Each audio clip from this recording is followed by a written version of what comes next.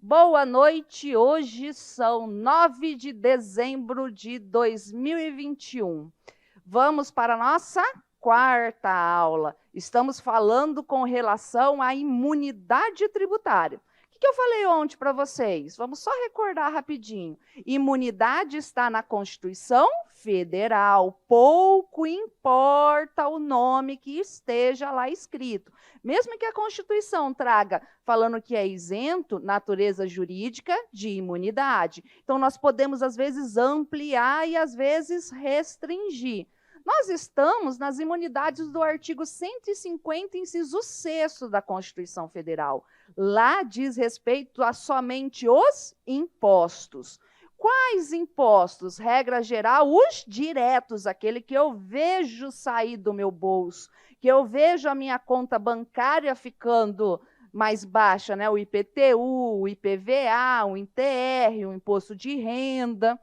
E aí? Mas quais impostos diretos? Todos aqui amplia, então entram o IOF da vida, igual a gente falou. E os indiretos? Regra geral, os indiretos não entram. Quais são esses indiretos? Aqueles que estão escondidos, embutidos de consumo, né? O ICMS, o IPI.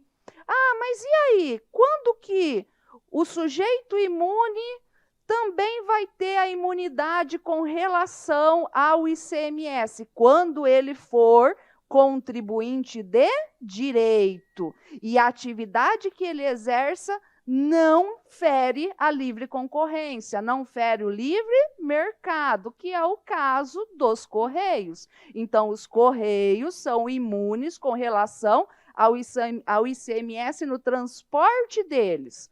Por quê? Porque o correio é monopólio, não interfere no mercado. Tudo bem? Então, nós falamos da imunidade recíproca, nós falamos da imunidade religiosa, milagre, eu não recebi nenhuma reclamação via WhatsApp, eu estou aqui ainda. E nós vamos falar da imunidade com relação aos partidos políticos. Então, o que acontece aqui, né, gente? A linha C do 150, inciso 6, ela é gigantesca. Eu não gosto muito do formato dela, porque ela tinha que ser repartida para ficar mais fácil. Mas aqui eu vou repartir ela para vocês. Então, vamos lá. Partidos políticos, patrimônios, rendas ou serviços, lembra aqui, amplia, são os impostos diretos dos partidos políticos, inclusive suas fundações. Perdão. Por que o partido político é imune? Porque nós estamos numa democracia. E a gente fala em quê? Em pluralismo político. Então, para ter uma democracia, nós precisamos ajudar os partidos políticos. A lógica é essa, tá? Aí nós temos as entidades sindicais dos trabalhadores. Gente, isso cai muito em prova. A minha pergunta é a seguinte: os sindicatos são imunes? Os sindicatos são imunes? Não, né? Somente o sindicato dos trabalhadores.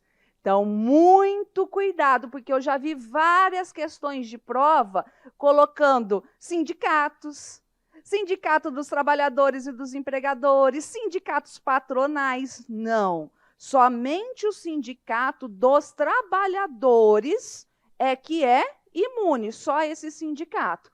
Lígia, mas por quê? Porque, gente, a ideia de sindicato é o quê? Brigar pelos direitos dos trabalhadores. A ideia é essa. A ideia não é existir sindicato do empregador, que em tese é o que tem o dinheiro. O sindicato patronal, em tese, ele é rico, ele tem dinheiro, ele não precisa de benefícios, diferentemente do sindicato dos trabalhadores. Então, cuidem com relação a isso. Isso cai muito, muito, muito, muito em prova. Das instituições de educação ou assistência social sem fins lucrativos. Então, vamos lá entender isso daqui. sem fins lucrativos. Então, vamos. Instituição de educação e ou assistência social sem fins lucrativos. Sem fins lucrativos quer dizer que não pode ter lucro?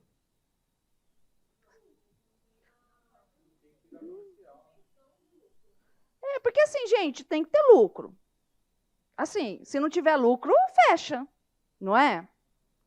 Sem fins lucrativos não quer dizer que não vai ter lucro. O que não pode é o quê? Distribuir esse lucro entre os seus dirigentes. Diferente de uma empresa privada com fins lucrativos que faz o quê?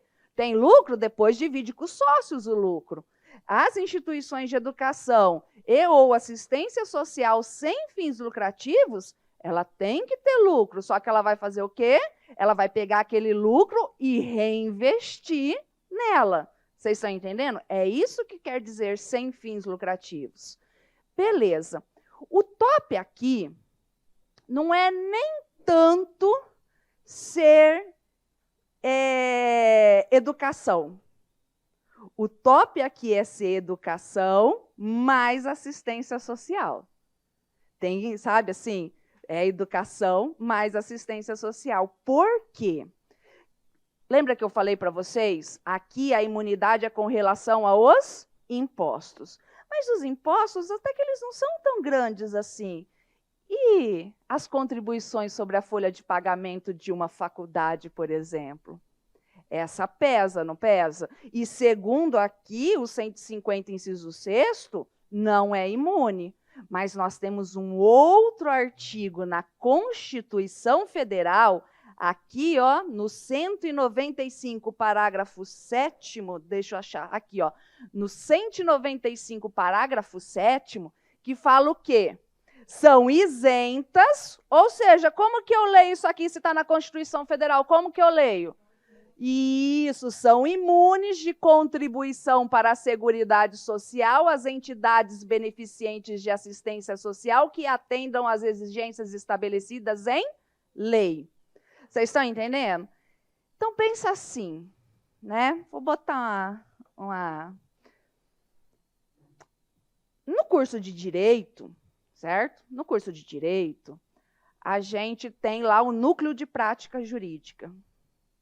Quem que a gente atende no núcleo de prática jurídica? Pobre. Não é não? Pobre. Nossa, mas aquilo é montado para o aluno ficar lá só fazendo pensão alimentícia para ele ter a prática? Será?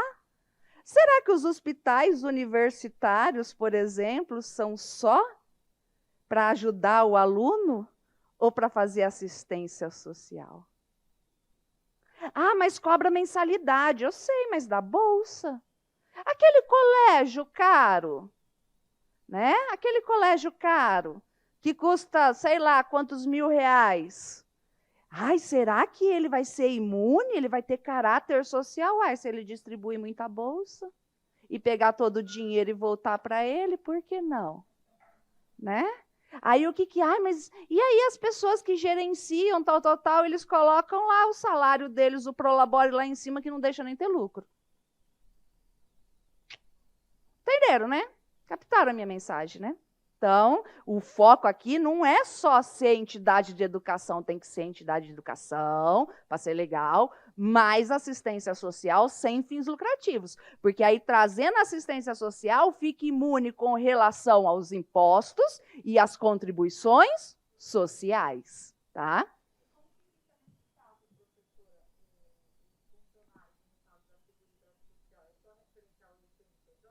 Então, o que acontece? A parte patronal não paga, só a parte do empregado.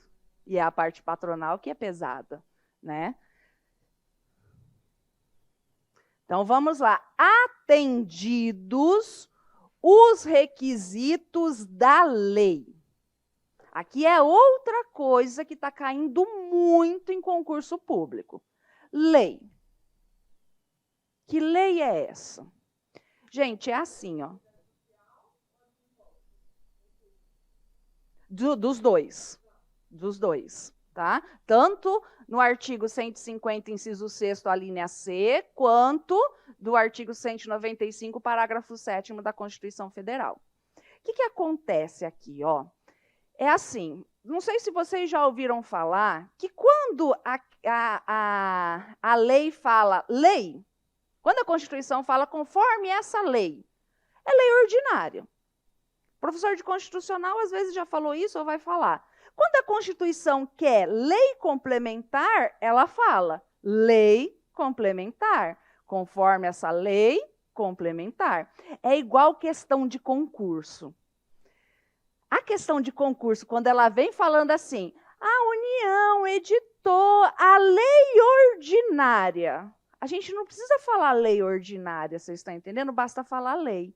Então, na maioria das vezes, quando ela vem falando lei ordinária, é onde está a pegadinha, sabe? Porque se ela falar só lei, fica em aberto se aquela lei precisa de lei complementar. Então, quando ela precisa de lei complementar e ela quer induzir você a erro, ela escreve lei ordinária, na maioria das vezes, tá? O que acontece? Então, assim, regrona geral, quando a Constituição quer que seja regulado por meio de lei complementar, ela escreve lei complementar. Ocorre que aqui ela só falou lei, mas é uma lei complementar. Então, completem aí. Requisitos da lei complementar. Aí você está pensando assim, tá louca, agora você vai escrever na Constituição? É um negócio que a gente chama de interpretação, que é a matéria mais importante do curso de Direito e que ninguém está nem aí com ela, mas é a matéria mais importante. Por quê? Porque no Direito, 2 mais 2 são 5, ou 6, ou 7, dependendo da sua exegese, tá? O que acontece? Por que a doutrina sempre falou e o STF já pacificou essa situação? Por causa da interpretação sistemática da Constituição. Se você for lá para o artigo 150 da Constituição, e aí você olhar um pouquinho acima, está lá a seção 2, das limitações ao poder de tributar.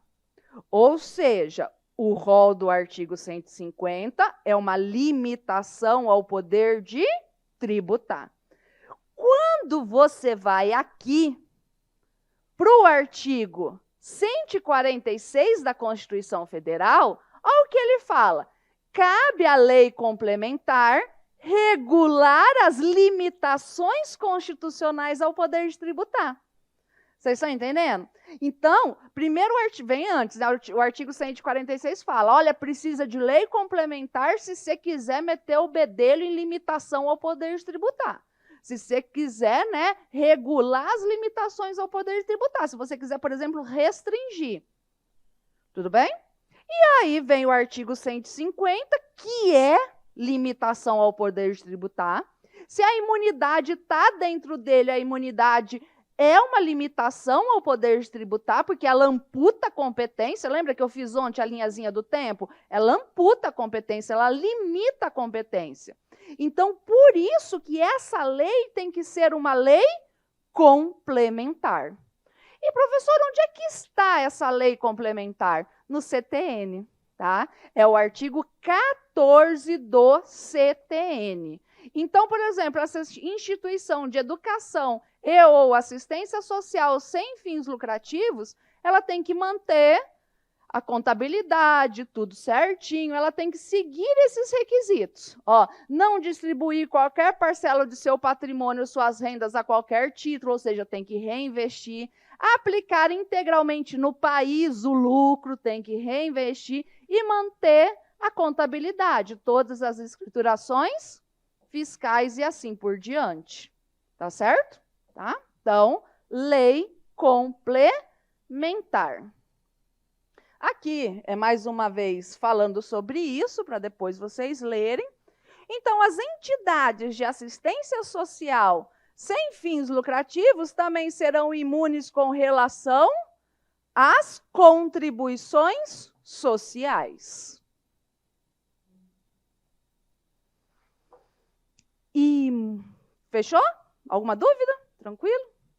Imunidade cultural.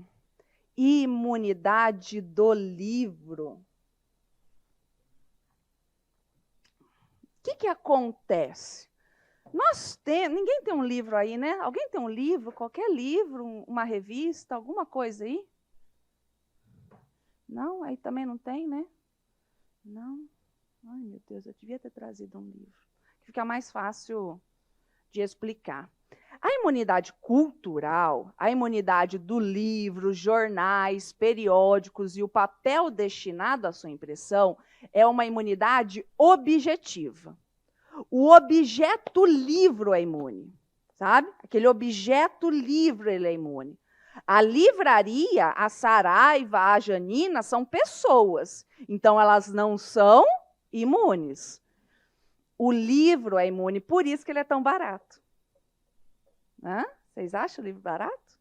Não, né? Imagina se começar a cobrar, né? Imaginem se começar a cobrar toda a tributação. Mas, professora, por que o livro continua ficando tão caro? Por causa da tributação da pessoa jurídica, que tem que ter o lucro em cima do livro. E outra coisa, por exemplo, o que é imune no livro físico, vamos pensar assim? O que é imune? É o livro como um todo, então não vai ter IPI nem ICMS no livro como um todo, e no papel que vem já para confeccionar esse livro. Ele também não tem IPI, ele também não tem ICMS. Mas o livro é composto só de papel? Não. Ele não tem tinta? Tem. Aquela tinta está cheia de IPI e ICMS. O livro não tem cola? Tem. Aquela cola está cheia de IPI e ICMS. Não tem livro que tenha uma fitinha? Aquela fitinha está cheia de IPI e ICMS. Não tem livro que tenha ainda linha que costura? Então, aquela linha está cheia de IPI e de ICMS. Vocês estão entendendo? Então, por isso que ele continua sendo caro. Então, o que é imune? O livro depois e o papel destinado à impressão dele. Quando eu falo em livro, gente, eu estou falando em livros, jornais, periódicos, revistas e tudo mais. A ideia aqui é propagar a cultura, fomentar a cultura, tá? Então, é uma imunidade objetiva. E aí? Que livro que é imune? Né? Que livro que é imune? Por exemplo, para mim, um dos melhores autores é Machado de Assis. Vocês leram Machado de Assis na escola? Né?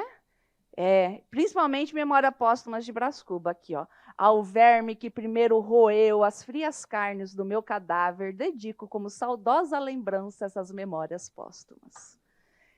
Sabe a igreja que eu falei que eu gostava que eu gosto até hoje, de igreja não, de cemitério? E aí me perguntaram, professora, na sua adolescência você era aquela que andava de preto, tal? Era, tive essa fase.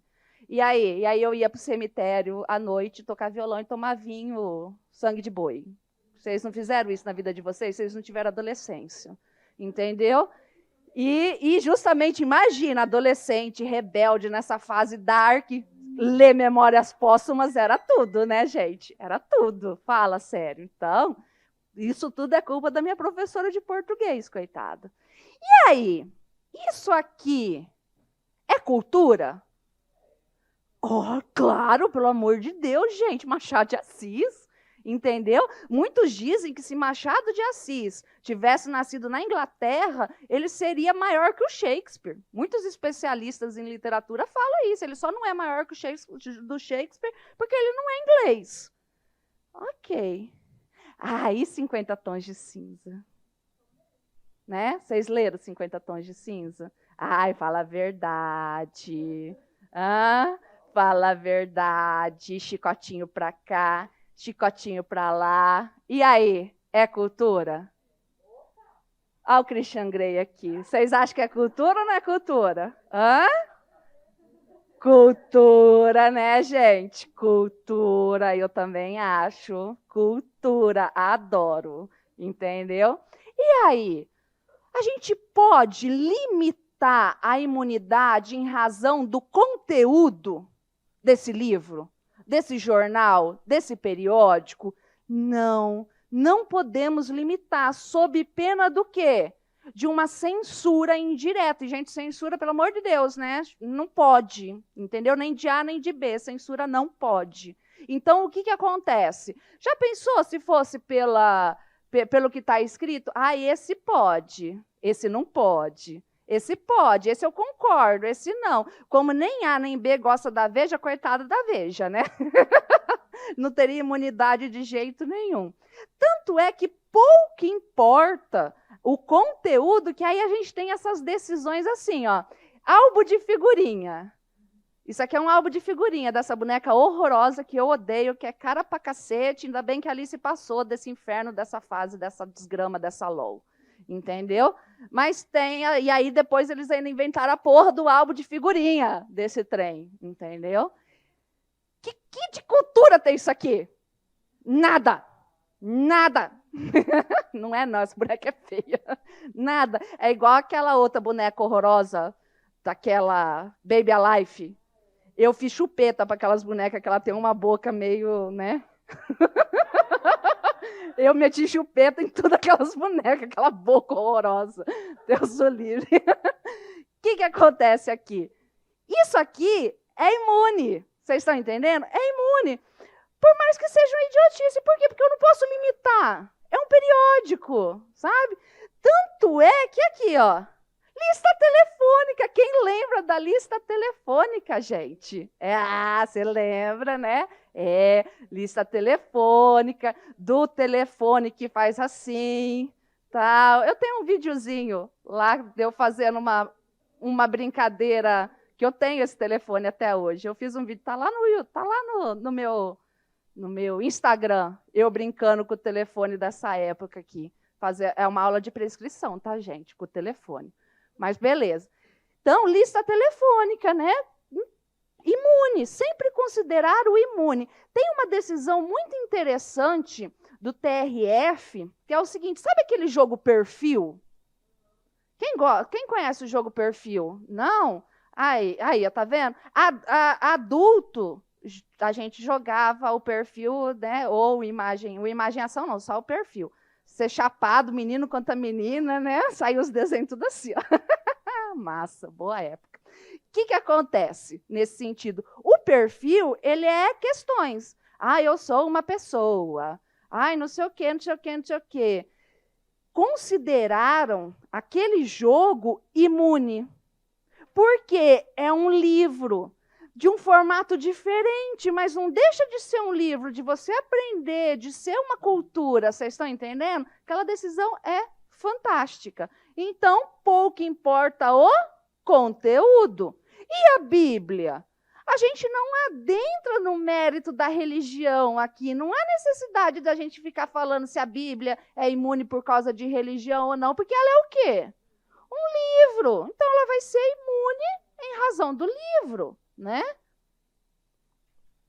É livre o direito ao pensamento, à expressão. Pode falar.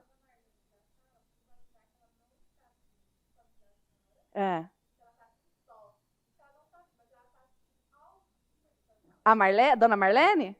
Dona Marlene, beijo, querida. Obrigada pela atenção.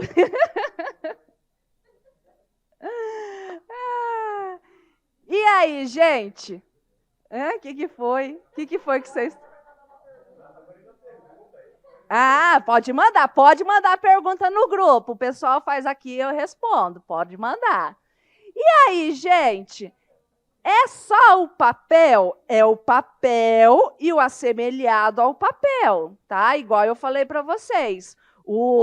A tinta não é, a linha não é, a cola não é, né? A tinta não é.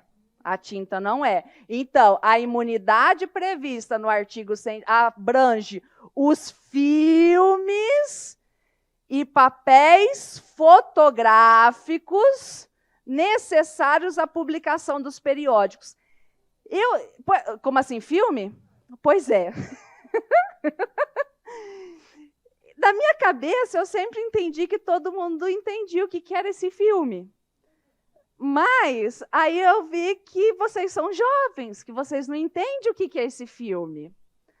O filme que está falando ali naquela súmula é o filme da máquina fotográfica.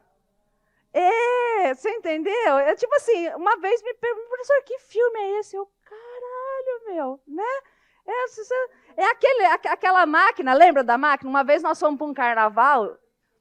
Isso! E o pior é quando você tirava trocentas mil fotos, que isso já aconteceu várias vezes, e a gente falava assim, nossa, mas tem pose esse rolo de filme, e não acaba nunca. A hora que você ia abrir, não tinha filme. Ódio, né? Mas era bom aquela época que nada ficava para a posteridade, né? Tudo ficava lá e morria lá. Agora com o celular aí é um perigo. Mas, enfim, é esse filme. Já o cinema, né? Os cinematográficas, o cinema, já não é imune. Por exemplo, a gente viu ali, eu acabei de brincar com vocês, com relação aos 50 tons de cinza. O livro 50 tons de cinza, imune. O filme 50 tons de cinza não é imune, por mais que seja baseado num livro, sabe?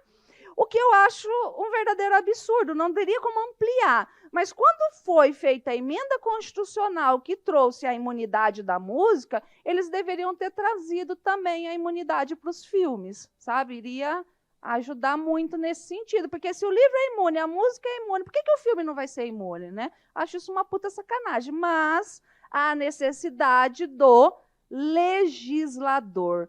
E agora o livro eletrônico, né? Isso aqui é outra coisa que vocês não imaginam. O êxtase que nós ficamos nessa época, em 2017. Sabe? Coisa louca, porque a gente sempre falava, a doutrina, os professores, todo mundo falava. E começou a discussão com o CD-ROM, o livro do CD-ROM. A gente sempre falava, isso é imune. E o STF falava, não é livro. Mas como não? O livro físico e o livro no CD-ROM, e agora o livro aqui virtual, como que não é imune, gente? Tudo é livro. Vamos fazer uma interpretação finalística teológica dessa porra. É lógico que é um livro. Não importa o formato dele. Aí o STF fala assim, não, mas a Constituição fala em papel. Aí a gente falava, meu filho, a Constituição é de 88. Tinha computador em 88? Não, tinha lá nos Estados Unidos, na NASA e tal, mas a gente não pensava em computador, a gente não pensava nessa tecnologia toda em 20 anos, jamais. Então, a gente precisa atualizar a Constituição Federal com os dias de hoje, que é o que a gente chama de mutações constitucionais. E eles continuavam falando, não é só o livro impresso. O periódico impresso. Até que em 2017, mudamos de ideia. É imune. Nossa, sério mesmo, foi assim, um trem assim, tipo, vai ocorrer o fim do mundo, né? Porque até que, enfim, eles entenderam esse negócio. Só que aí foi necessário o quê? Limitar. Porque assim, gente, eu posso ler o livro nesse computador? Posso. Eu posso ler o livro nesse celular? Pode, tanto é que eu chego uma hora antes para evitar o trânsito, depois eu fico lendo meus livros que eu baixo aqui. Aí posso, beleza. Mas será que o computador vai ser imune só porque eu posso ler o livro aqui? Não, o computador foi feito com a ideia só de ler livro? Essa é a função primordial dele? Não. O celular, a mesma coisa, não é? Não foi feito para ler livro, não é para isso. Então, eles falaram, porque senão, já pensou? Tudo. Daí, um dia, você ia dar um jeito de ler livro no sapato, para o sapato ser imune, né? Então, eles falaram, peraí, o livro, o e-book, né? Ele é imune. Mas nem todos os aparelhos que você consegue baixá-lo é imune. Diferentemente, por exemplo, desse daqui, do Kindle, né? O Kindle, ele é um aparelho que ele é para ler livro. Você até consegue acessar uma coisinha ou outra, mas ele não é um computador. Ele é para ler o livro. Então, o Kindle é imune. Esse aparelho aqui é imune, certo? Tudo bem? As outras coisas, não. E agora saiu a súmula, né? Então, essa súmula que saiu ano passado, ela vai cair no seu concurso com certeza. Com certeza. Ela é extremamente recente, ela é uma súmula vinculante. Então, ela vai cair, tá? Coloca aí um trenzinho aí que ela vai cair. Então, eu vou lê-la, tá? Só para vocês entenderem que é o que eu expliquei para vocês. Olha lá, ó. A imunidade tributária constante no artigo 150, 6º-D da Constituição Federal aplica-se à importação e comercialização no mercado interno do livro eletrônico e dos suportes exclusivamente utilizados para fixá-los. O Kindle, por exemplo. O computador, não. O celular, não. O tablet normal, não. Utilizados para fixá-lo como leitores de livros eletrônicos. Como que pronuncia isso aqui? Alguém sabe? Fala mais alto. Esse troço aí, readers. Ainda que possuam funcionalidades acessórias. Então, o Kindle, ele tem alguma funcionalidadezinha acessória, mas ele é para ler o livro. Então, ele que vai ser imune. Vai cair isso na prova de vocês, eu tenho certeza, tá? Então, prestem atenção nisso daí. Inexiste imunidade com as chapas, tá?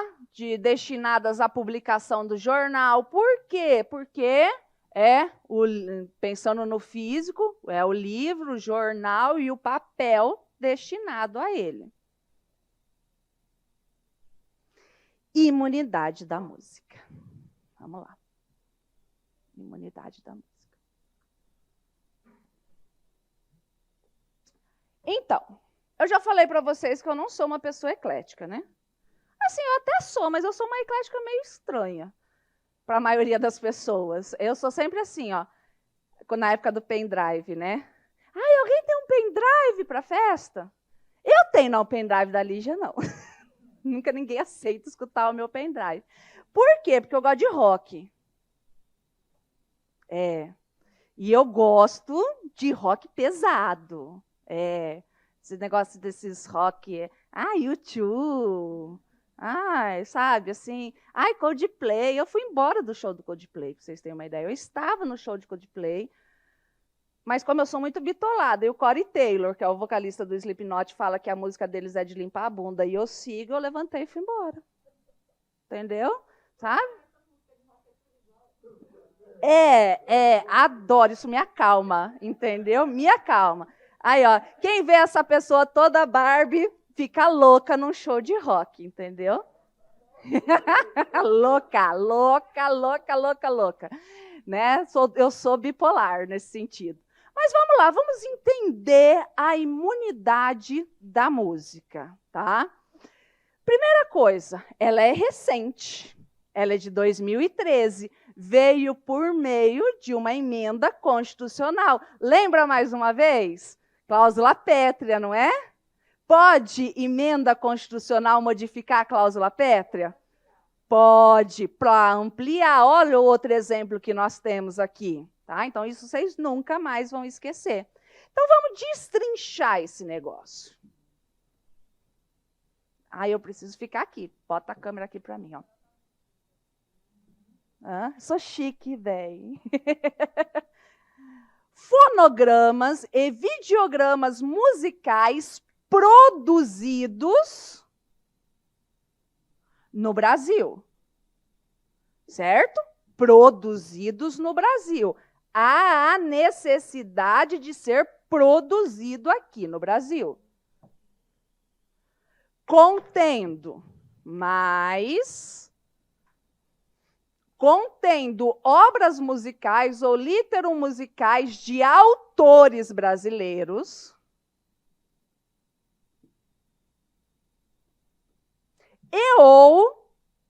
tá vendo? Ou artista brasileiro. Vocês estão entendendo? É eu. É eu. Beleza? É eu. Vamos parar aqui, depois eu venho para o salvo. Então vamos lá. Pensem no seguinte. Tá me pegando aí? Tá, né? Eu preciso ficar aqui, você muda para cá, né? Pensem no seguinte, ó. O Slipknot vem para o Brasil produzir uma música dele. Vai ser imune? Hã? Não, não vai. Por quê? Porque eu tenho produzido no Brasil, mas eu não tenho autor brasileiro ou artista brasileiro. Agora o Slipknot vem para o Brasil e vem produzir, gravar uma música do Sepultura. Aí pode, porque aí eu vou ter autor brasileiro. Vocês estão entendendo? Tem que ser produzido no Brasil, tem que ser. E aí eu tenho que ter autor brasileiro e artista brasileiro, ou autor ou artista brasileiro. Vocês estão entendendo? Ai, mas o Sepultura, as músicas deles é em inglês. Não importa. Não importa, eles são brasileiros. Vocês estão entendendo? Que tipo de brasileiro, professora? Brasileiro nato ou naturalizado, também não importa, é brasileiro. Aí a pessoa que está aqui no Brasil, e o português que está aqui no Brasil morando há 20 anos, ele é o quê? Português. As provas costumam trazer muito isso, para pegar a gente de calça curta. Eles costumam falar assim, o fulano, o João, português, mora no Brasil há 20 anos, produziu a música dele. Não é imune. Vocês estão entendendo? Tem muito disso, tá? Agora, eu odeio muita gente. Deixa eu ver quem que eu odeio mais na atualidade.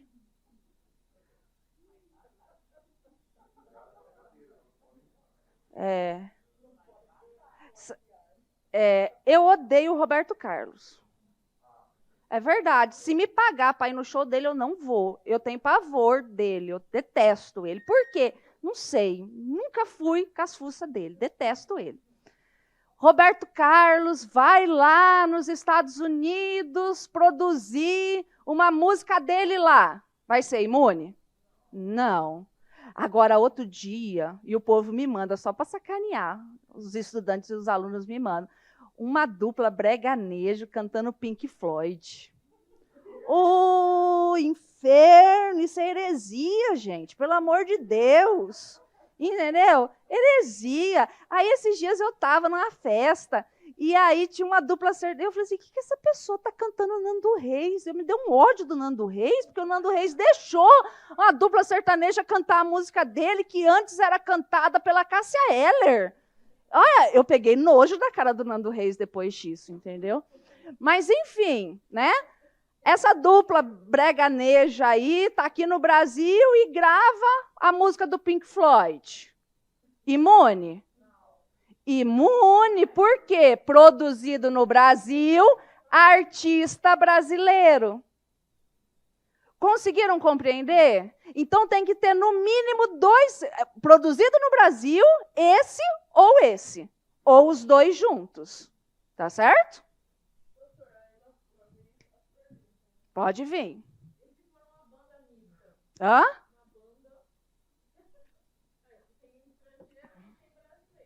Você sabe qual é o problema dessa imunidade aqui? Porque ela é recente. E a gente não tem muitos julgados contra isso. Então, eu vou no meu entender. Você entendeu? Banda mista. Tem brasileiro ali? O brasileiro, ele é dono daquela banda? Tá? Faz parte ou ele é um contratado da banda? Tem que ver isso, porque tem muita gente, por exemplo, que o diabo carregue do Chorão. Odeio o Chorão.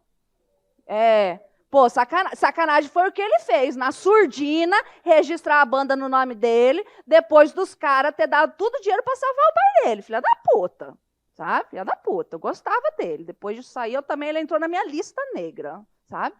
Enfim, você está vendo? O Chorão era o dono da banda, tudo, ele produzia. Aí, se ele tiver lá o guitarrista, que é igual, por exemplo, do Metallica, o baixista, ele é contratado do Metallica, ele não faz parte do Metallica. Então, vai depender disso. Se é meramente um contratado, aí não interfere nada. Agora, se ele tiver junto com o brasileiro ali junto, vai ser, a gente não vai poder limitar. Eu já entendo que isso aqui é inconstitucional. Por quê? Porque isso daqui fere aquela questão do 152 da Constituição, que fala que você não pode tributar diferente só da onde vem ou para onde vai. Você está entendendo? Eu acho que isso aqui é xenofobia, sabe? Mas a gente não tem julgados com relação a isso. Eu, na minha cabeça louca, eu fico vendo essas coisas. Fechou?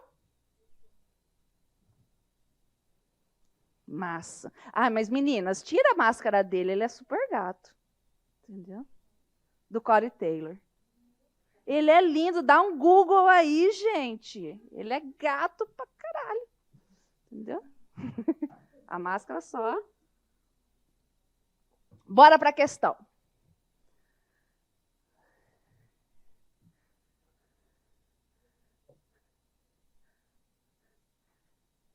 Tá dando Google, né? As imunidades tributárias costumam ser classificadas em objetivas e subjetivas. As imunidades subjetivas impedem que determinadas pessoas sejam colocadas como contribuinte de certos tributos. Essa classificação auxilia na interpretação das normas de imunidade, embora por vezes não seja suficiente para a identificação de todo o seu potencial normativo. É correto afirmar que a imunidade... Eu esqueci de falar um negócio, gente, pelo amor de Deus, o salvo. Vamos lá, salvo. Desculpa. Então, né, produzido no Brasil, autores e ou artistas brasileiros, imune. Salvo, na etapa de replicação industrial de mídias ópticas de leitura laser. O que é isso?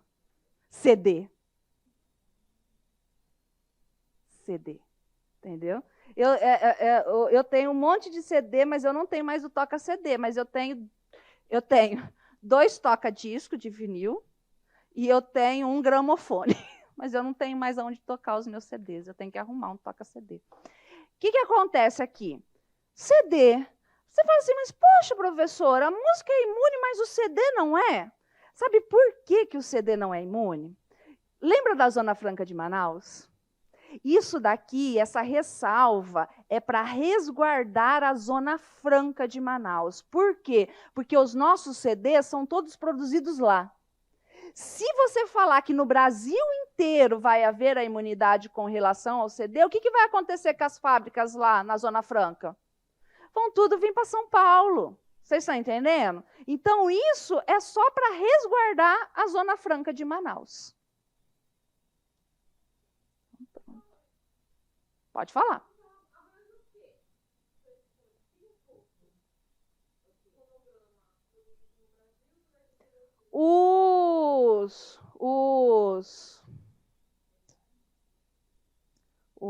Os direitos,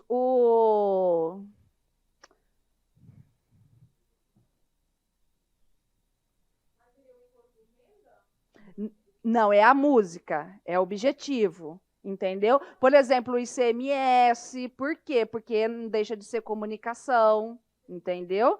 O Spotify. Hoje em dia as músicas são tudo no Spotify, entendeu? Eu acredito que daqui uns dias, porque assim, a questão do vinil tá tão na moda, que eu acho que vão voltar a produzir vinil. Aí o vinil vai ser imune. Eu acredito que vai voltar a produzir vinil, entendeu? Eu acredito nisso. Eu tenho fé nisso, entendeu? É. Tá? Hã?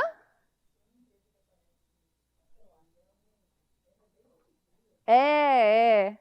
Eu tenho um desse moderno que lembra o antigo, mas eu tenho o meu de adolescente ainda, e ele funciona. Entendeu? É massa. Eu tenho.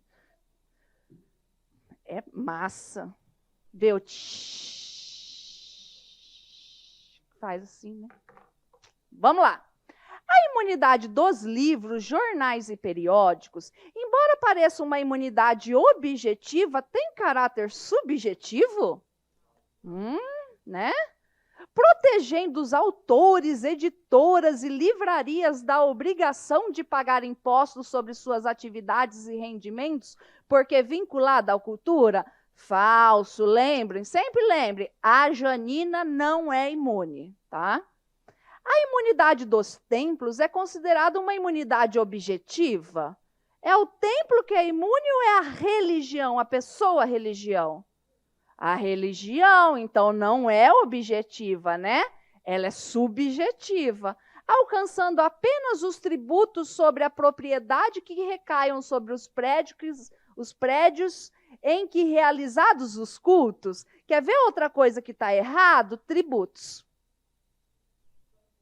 Só os impostos. Se tivesse assim, ó, a imunidade dos templos é considerada uma imunidade subjetiva, alcançando apenas os tributos sobre alcançando a propriedade, os tributos sobre a propriedade que recai o errado, porque não alcança todos os tributos, lembram? Só os impostos.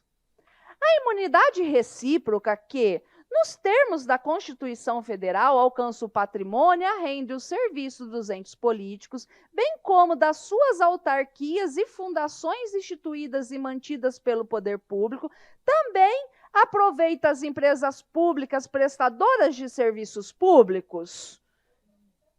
Né? Vamos guardar ela? Vamos guardar? Vamos guardar. A imunidade dos partidos políticos, inclusive suas fundações, das entidades sindicais dos trabalhadores, das instituições de educação e de assistência social sem fins lucrativos, é considerada uma imunidade subjetiva, razão pela qual não compreende somente o patrimônio, as rendas e os serviços relacionados com as suas finalidades essenciais, mas todo e qualquer imposto que pudesse vir a ser exigido de tais entidades enquanto contribuinte, independentemente, inclusive, da aplicação dos seus respectivos recursos. Falso, né? Falso. Por quê? Porque aqui está falando o quê? Ah, eu sou uma fundação, eu sou uma entidade, eu sou uma educação. Não importa onde eu coloco meu dinheiro, eu posso mandar lá para um outro lugar que vai ser imune? Não. Tem que ser revertido para a sua finalidade, né, para a qual ela foi constituída. Então, letra correta, letra C. Entendeu? Beleza? Ficou dúvida aqui? Agora, igual eu expliquei para vocês, vocês não vão encontrar essa lógica aqui. Se você for procurar videoaula na internet, não vai ser essa sequência, no livro não vai estar essa sequência. Eu que faço dessa forma. Por quê? Porque, como esses institutos se confundem, é melhor a gente estudar um no rabo do outro. Porque aí a gente consegue olhar o que parece e o que distingue. Então, vamos lá. Para isso, eu vou fazer novamente a linha do tempo do professor Sabag. Tá?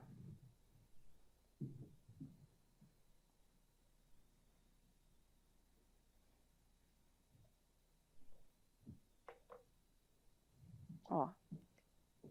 Hipótese de incidência, realiza o fato gerador, surge a obrigação tributária, que depois vem o lançamento, que constitui o crédito tributário.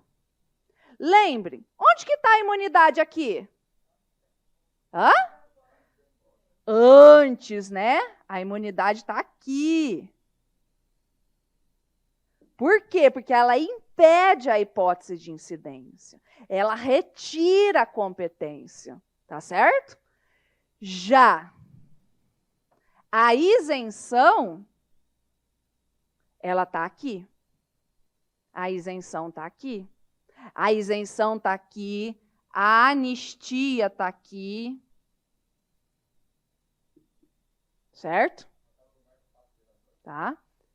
Existe a hipótese de incidência, pode até realizar o fato gerador, só que tem uma lei específica que impede que seja constituída a obrigação tributária. Certo? Aqui eu tenho a remissão. Na realidade, eu tenho a remissão aqui. Aqui eu tenho a remissão, depois nós vamos falar sobre ela. Mas já vou deixar aqui. O que acontece? Ó, isenção e anistia exclui o crédito tributário. Não deixa o crédito tributário nascer. Impede o crédito tributário. A remissão, ela extingue o crédito tributário. Está lá no artigo 156 do CTN. A anistia e a isenção estão aqui, ó, no 175 do CTN. Tá? Olha o que o artigo fala. Excluem o crédito tributário. Excluem o crédito. Não deixa o crédito tributário nascer. Lembra? Imunidade está onde? Na Constituição Federal. Já a isenção vai estar onde? Na lei. A anistia vai estar onde? Na lei. A remissão tem que estar onde? Na lei. São tudo benefícios fiscais. E para a gente poder perdoar, não cobrar, precisa de lei. Lembram do princípio da indisponibilidade do bem público? Né? Então, precisa o quê? Precisa de lei. Então, há necessidade de uma lei específica, certo? Tá? Então, tá aqui. Outra coisa.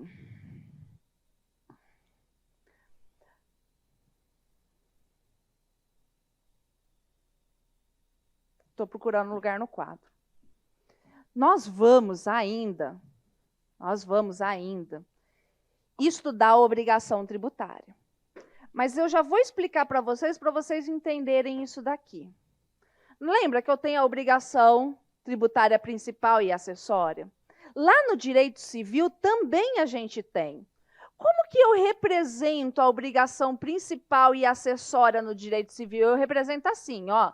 Aqui está o teto. Aqui eu tenho a obrigação principal.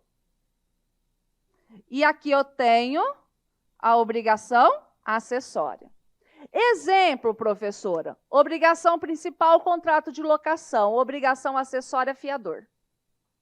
Certo?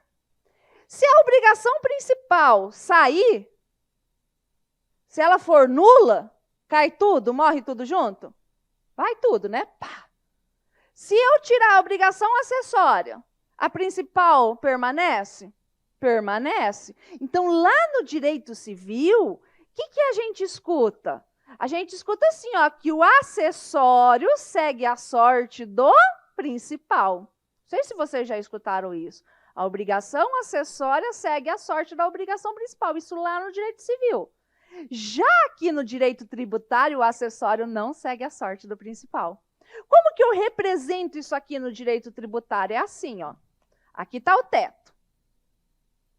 Aqui eu tenho a obrigação principal e aqui eu tenho a obrigação acessória. Eu posso não ter a obrigação principal, mas eu tenho a obrigação acessória. Eu posso não ter a obrigação acessória, mas eu tenho a obrigação principal. Ocorre que elas estão intercaladas. Porque eu tenho essa obrigação acessória de fazer ou não fazer para auxiliar na fiscalização da obrigação principal, né? Emitir nota, fazer declaração e tudo mais. Quem aqui lembra quando a gente tinha que fazer a declaração de isento de imposto de renda? Né? Vocês lembram, né? Você também lembra, Cleito? Fica aí quietinho, né? Você também lembra? É. Então, o que acontece? Lembra que a gente tinha aqui no correio fazer a declaração de isento?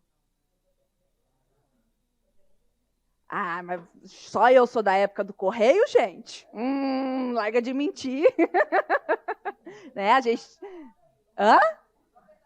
Joga a idade na roda, né? Jamais. Nunca. Eu não gasto horrores em botox para ficar falando a idade. O que acontece? Então, olha, eu era isenta de imposto de renda. Eu não tinha obrigação principal. Mas eu tinha obrigação acessória? Tinha. Vem cá, ó. A gente acabou de estudar que as instituições de educação e ou assistência social sem fins lucrativos atendidos os requisitos da lei complementar tem que manter a contabilidade, tem que fazer a obrigação acessória, mas não vai pagar o imposto, não é verdade? Então, não segue a mesma sorte. Então, não quer dizer que você é isento, que automaticamente você não tem que cumprir a obrigação acessória. Vocês estão entendendo? Para poder a pessoa ser isenta e não ter que fazer a obrigação acessória, tem que vir a lei de forma expressa falando.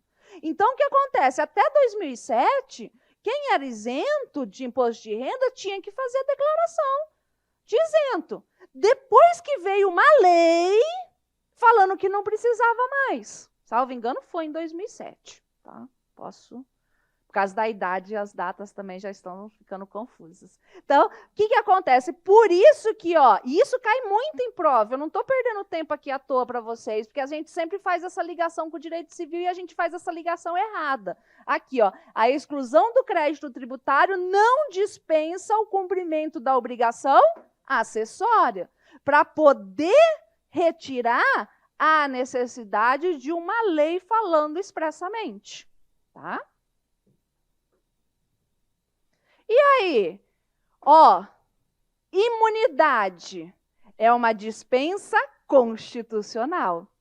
E a isenção é uma dispensa legal, porque ela é massa? Ah, ela é massa, né? Mas não é legal porque ela é massa. É legal porque vem da lei. E a Constituição fala isso, o CTN fala isso, os princípios da administração pública falam isso, e assim por diante.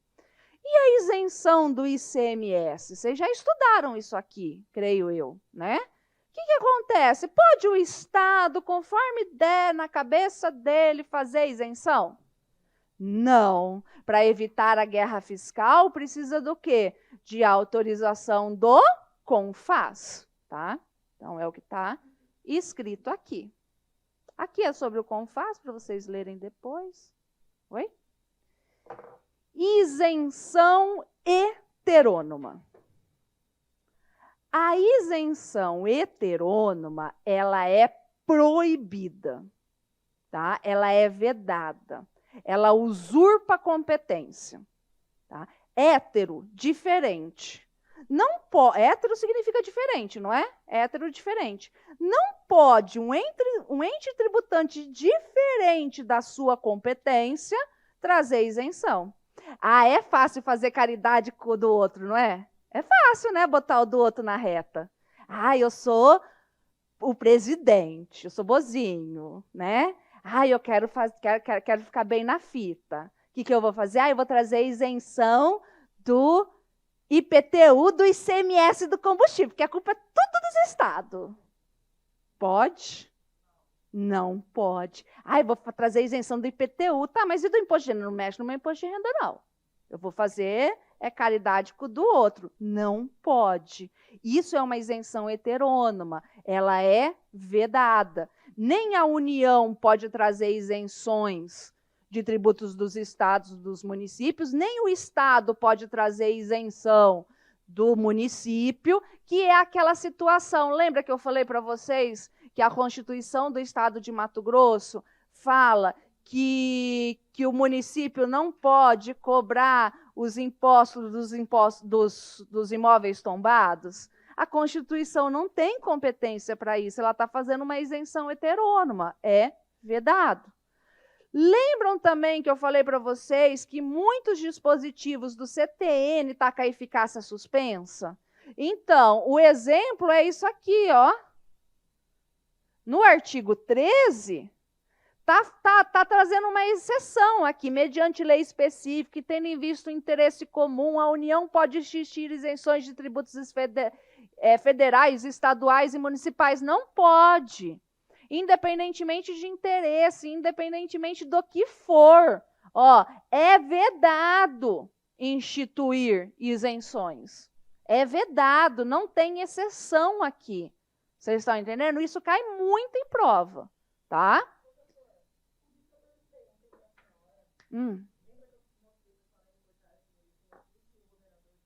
Ah, mas aquilo ali ele estava reduzindo a alíquota. Entendeu? Aí pode, ele estava reduzindo a alíquota, porque ele tem a margem para mexer na alíquota, ele não estava trazendo isenção. Reduzindo a alíquota pode, entendeu? Fica dentro do patamar, pode. Da energia. É, do ICMS da energia.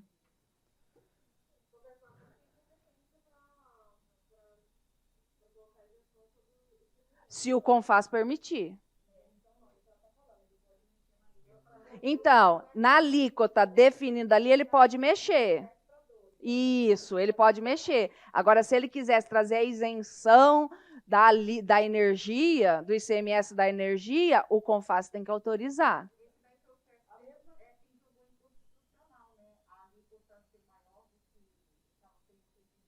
Da seletividade. Nossa, é outra coisa, gente. Quando eu vi aquilo, eu falei... Até que enfim, porque é outra coisa que a gente sempre bateu na tecla. Sempre, sempre, desde que o mundo é mundo, a gente sempre falou isso. E eu simplesmente brincava. Você acha que isso aqui não é essencial, gente? Pelo amor de Deus, isso é essencial.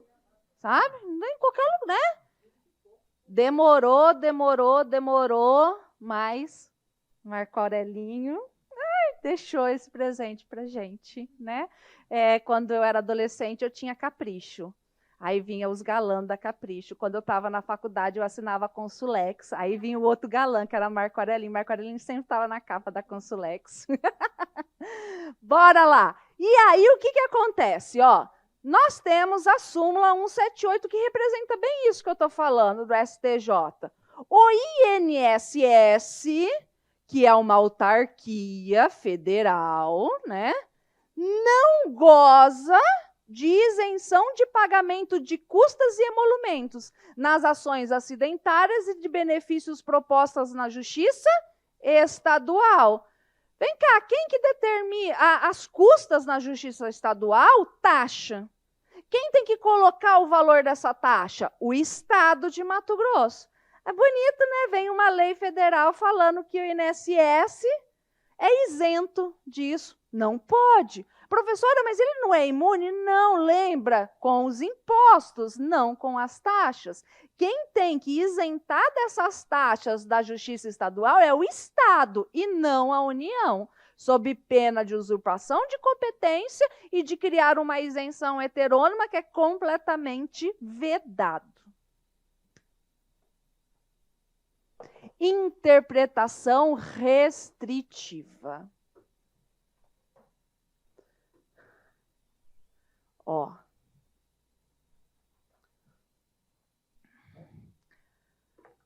Presta atenção. A gente tem que, às vezes, estudar conforme o concurso, né? Vocês vão ler por aí, eu até trouxe, mas não é isso que vocês vão seguir. Se vocês fossem a galera da OAB, eu já ia falar que esse negócio aqui não está mais valendo, que a gente já pode limitar. Agora, para vocês, continua sendo restritiva, porque isso é melhor para o fisco. Tá? A interpretação da isenção, ela é fechada, ela é restritiva. Como assim, professora? Ó, vamos lá. Ó, como que eu pego isso daqui? Aqui eu trouxe, que é o que mais me perguntam no direct. Professora, meu pai tem câncer, ele é isento de imposto de renda? Depende, né? Bingo. A interpretação ela é fechada, ela é restrita. Olha o que fala.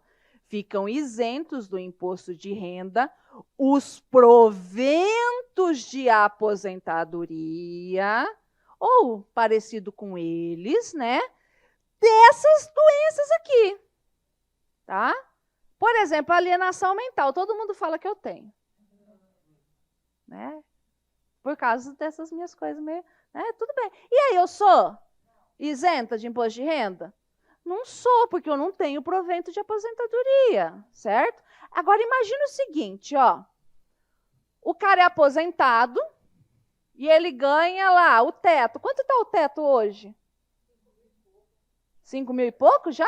Então tá, o cara ganha 5 mil. É? Então vamos para 5. Ele ganha 5, tá? Ele ganha 5. E ele tem neoplasia maligna, câncer, né? Ele ganha 5. Isso aqui, ele é isento. Agora, sabe o que ele tem? Ele investiu o dinheiro dele, ele tem prédio de kitnet. Que ele tem aluguel. E desses aluguéis tudo, ele recebe 10 mil por mês. Então, ele tem uma renda de 15 mil. Ele vai ser isento dos 15 mil? Não.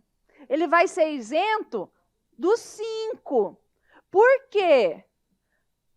Proventos de aposentadoria. E com relação a essas doenças. Quer ver um outro exemplo? Ah, aqui, ó. Esse aqui é da onde? Visão monocular, uma lei nova aí que saiu. O quê?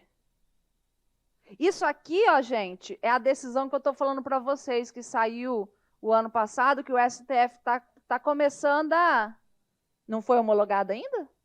Não foi publicada ainda? É?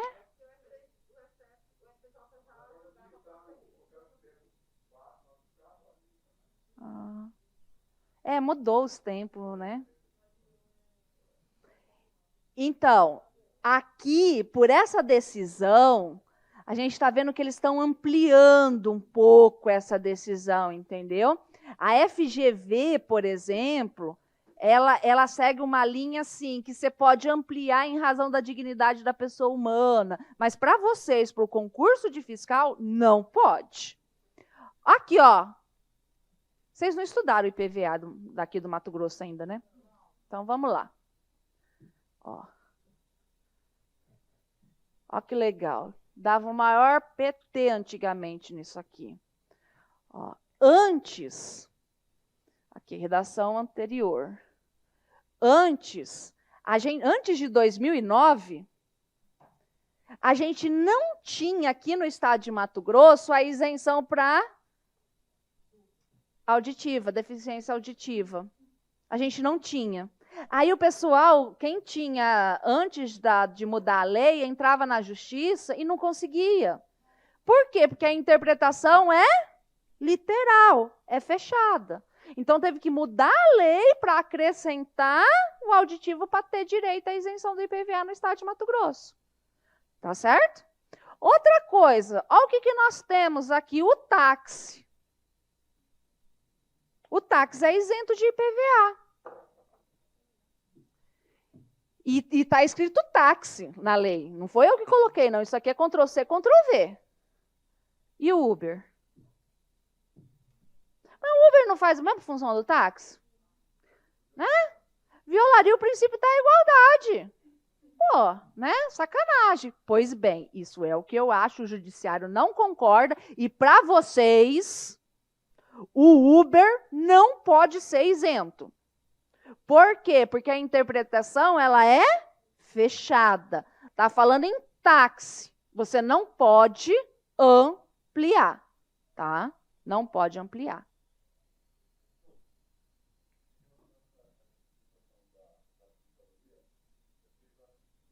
Pode falar.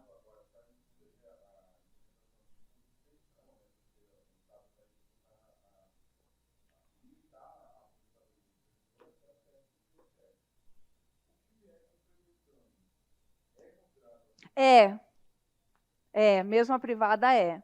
Entendeu? Mesmo a privada é.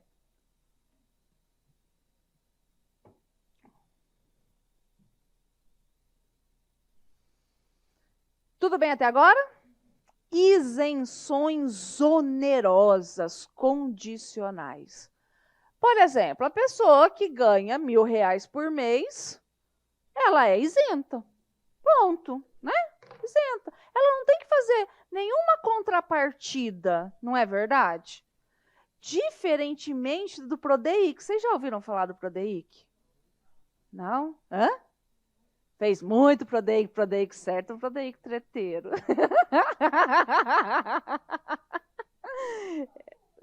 Passou? Ah, então tá certinho.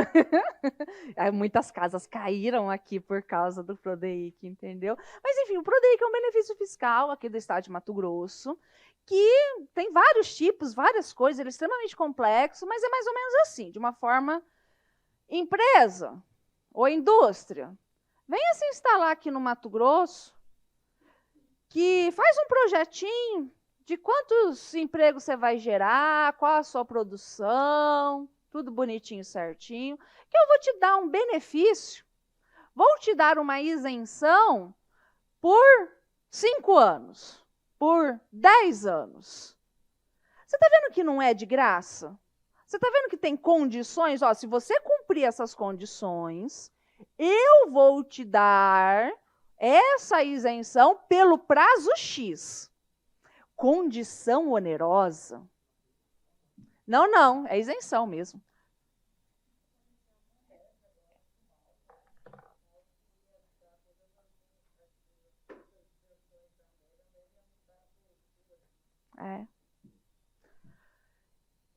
Pois é, só que assim, se tirar o Prodeic dela, tá? É porque assim, teve tanta coisa por causa da Copa do Mundo, deram uns trem aí, depois não tira mais. O que acontece, ó? Para isenção onerosa, eu tenho que ter a condição, que na verdade é um encargo, tá? Mas que é um encargo, mais o tempo. Não pode ser ad eterno. Não pode ser assim, venha para o Mato Grosso, se instale aqui que eu te dou uma isenção. Até quando? Sei lá, até quando eu mudar de ideia. Não pode. Tem que ter tempo. Agora, pensem comigo. Imagina, a indústria falou assim, não, então eu vou me instalar no Mato Grosso, gostei, né? Isso muitos municípios fazem também, né? Eu gostei. Então vem. Veio, construiu a indústria, tudo, bonitinho, certinho. De repente, que foi o que Pedrinho fez. De repente, adoro o Pedrinho, né? Ganhamos altos dinheiro para poder voltar as empresas para o Prodeic. Pedrinho, ó, adoro o Pedrinho. O que acontece? Fala assim, olha, agora eu mudei de ideia. Enganei o bobo na casca do ovo. Você veio aqui, se instalou, agora eu quero o meu. Gente, isso é má fé, não é? Por isso que uma isenção condicional, um benefício condicional, não pode ser livremente suprimido. Enquanto a pessoa está cumprindo a condição e ela está no prazo, não pode ser revogado para ela. Aqui a súmula, isso cai muito em concurso também. Isenções tributárias concedidas sobre condição onerosa não podem ser livremente suprimidas. Professora, mas e se não estiver cumprindo? Aí, beleza. Mas enquanto está cumprindo o acordo e está dentro do prazo, não pode ser retirada. O ente tributante, ele até pode fazer uma lei revogando aquela isenção, impedindo novos. Mas as que estão ali e estão cumprindo, não pode ser livremente suprimidas. O X da questão que confunde isso daqui é a forma de ler o artigo. Eu vou ensinar vocês a lerem os artigos quando isso acontece. Na maioria das vezes, o salvo vem no final, não vem? Então, toda vez que o salvo está no meio, você tem que ler deslocando ele para o final. Como que eu leio isso aqui? Porque, ó, aqui, ó. A isenção, salvo se concedida por prazo certo em função de determinadas condições, pode ser revogada por lei, modificada por lei a qualquer tempo. O que você leu? Que pode ser revogada. Né? Então, como que você tem que ler? Isso é para qualquer artigo de qualquer tipo de lei, penal, sei lá, qualquer um. Você tem que fazer assim, ó. A isenção...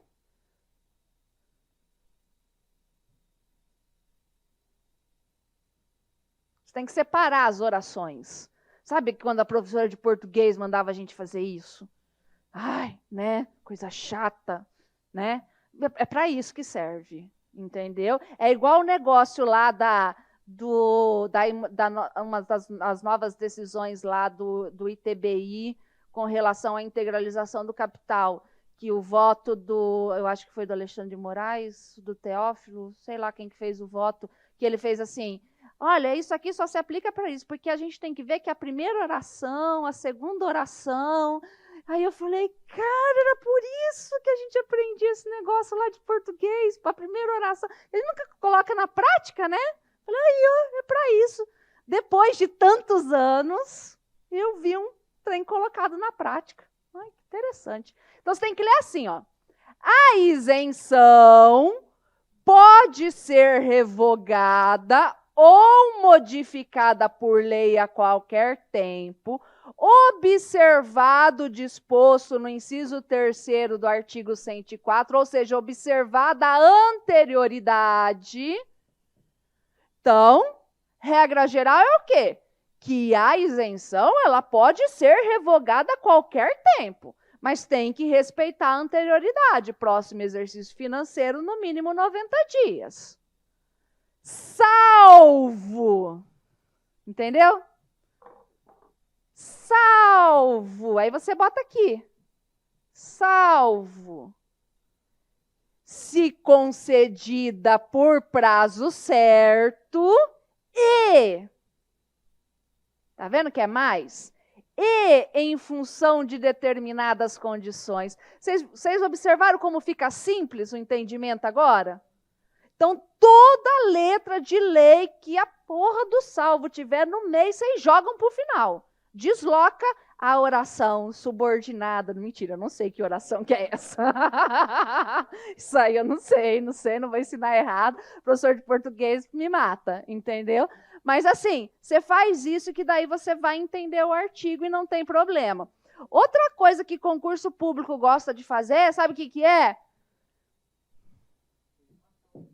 Mudar o E pelo OU. Mudou o E pelo OU, mudou tudo, tá? Mudou tudo. Por quê? É prazo mais condição. Tá? É outra coisa, por isso que está grifado aí. A isenção, ela pode ser geral ou individual. Então, assim, gente, a pessoa que ganha R$1.000, ela é isenta, né? Ela é isenta. Ela precisa fazer algum requerimento, alguma coisa? Não.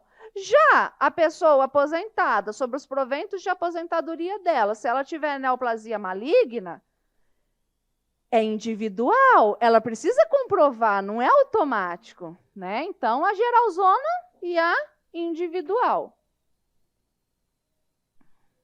A individual vai precisar do quê? Vai precisar de despacho. Vai precisar do processo administrativo, de entrar. Não é assim a galera dos carros, do IPI, do portador de necessidade especial, não tem que entrar com todo o processinho, tal, né? É isso aqui, certo? E aí, gera direito adquirido? Não, regra geralzona não gera direito adquirido, porque se a pessoa depois sarou, né, não tem mais o problema, em tese ela não pode mais, por isso que toda vez ela tem que fazer um processo, não tem? Que na maioria das vezes ela não tem que fazer um processo para comprovar, né? Diferentemente, gente, do câncer, por imposto de renda. É diferente, porque é mais ou menos assim. Desculpa, mas eu tenho que falar, né? é mais ou menos assim. A pessoa, ela se cura do câncer? Ou ela tem que continuar gastando dinheiro para poder ver se ele não volta? Tem que continuar, não tem? Tem que continuar.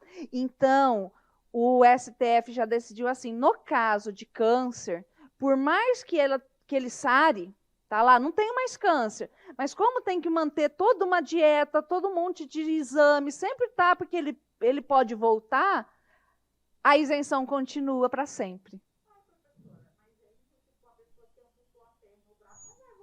Ah, não, mas aí ela vai continuar tendo. Entendeu? Então vamos para o intervalo.